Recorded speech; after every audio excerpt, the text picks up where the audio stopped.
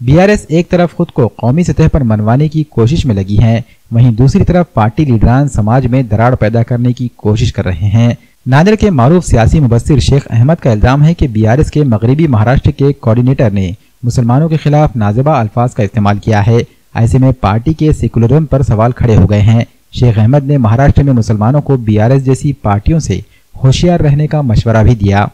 केसीआर साहब तेलंगाना में ये कहते हुए इलेक्शन में अपने बयानात दे रहे हैं कि हम माइनॉरिटीज़ के साथ हैं, हम सेकुलर हैं, लेकिन मैं उनके सेकुलरिज्म को पब्लिक के सामने लाना चाहता हूं कि वो कितने सेकुलर हैं।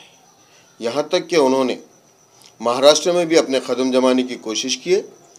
5 फरवरी 2023 को उन्होंने अपनी पार्टी को यहाँ पर लॉन्च किया, लेकिन उस तारीख से आज तक कितने माइनॉरिटीज़ को इन्होंने यहाँ पर ओहदे अता किए, कितने लोगों को जिम्मेदारियाँ सौंपी और कैसे कैसे काम लिए।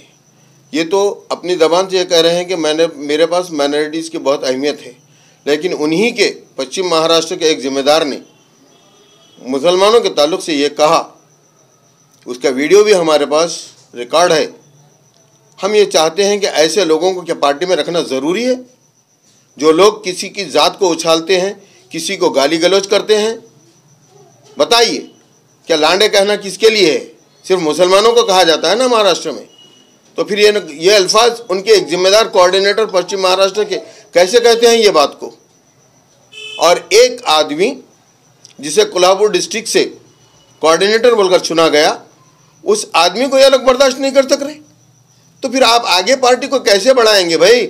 आपकी ज़हनियत इतनी बिगड़ी हुई है कि कुछ लोगों को यहाँ केसीआर साहब ने जो जिम्मेदारी सौंप दी, वो लोग तो अपने आप को ये समझ ले रहे हैं कि नाखुदा हो गए हम। अब यहाँ पर पार्टी के काम को बढ़ाने की करने की क्या ज़रूरत है?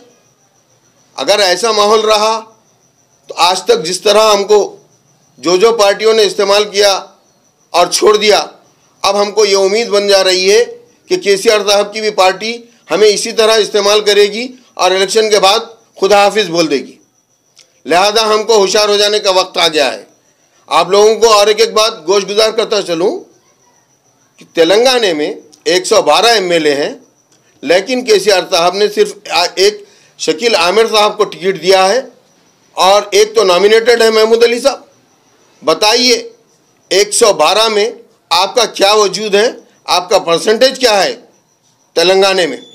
अगर आपको वहाँ पर टिकट नहीं दिया जाता तो हम तमाम माइनॉरिटीज़ को ये समझ लेना चाहिए कि ये सिर्फ ढंडोरा पीटने वाली बात है। इससे हासिल करना कुछ नहीं है। उनको सिर्फ नॉमिनेटेड मुसलमानों का इस्तेमाल करना है उनका काम, और वो इस्तेमाल करते चले जा रहे हैं। मैं नहीं समझता कि वो माइनॉरिटी के लीडर हैं और माइनॉरिटी को इस मुल्क में आगे बढ़ाने की बातें करते हैं। गलत बात है, ये बिल्कुल गलत बात है, क्योंकि 10 साल से पिछले 10 साल का रिकॉर्ड है तेलंगाना का कि उन्होंने सिर्फ एक ही आदमी शकील आमिर साहब को ही बोधन एमएलए का टिकट देते हैं और चुरा कर ला लेते हैं, बाकी सब मुसलमानों को खैराबाद कह देते हैं।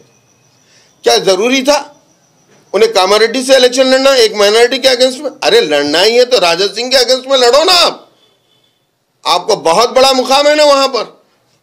आप वहाँ के चीफ मिनिस्टर हैं तो आप गोशा महल से इलेक्शन लड़कर बताइए, जीत कर बताइए क्यों बीजेपी कुछ सीट छोड़ रहे हैं आप वहाँ की? क्या बीजेपी से आपका ताल्लुक है? क्यों इतने गहरे ताल्लुकात बना लिए आपने? अफसोस की बात है, किसी आदमी को, महाराष्ट्र के आदमी को जिम्मेदार बना देने के बाद उसको जो है इस तरह ठोकरों में गाली गलौज से नवाजा जाता है। तो क्या ये केसीआर साहब को जिम्मेदारी का एहसास है कि महाराष्ट्र का वो आदमी जो से 2 दिन का अरसा हो चुका है, क्या उनके नोटिस में ये बात नहीं पहुंची? क्यों ये बात नहीं पहुंची? आज तक यहाँ के जिम्मेदार क्या कर रहे हैं? उस आदमी के खिलाफ एक्शन क्यों नहीं लिया गया? उसे टर्मिनेट क्यों नहीं किया गया? जो आदमी किसी जात को जो है गाली गलौज करता है।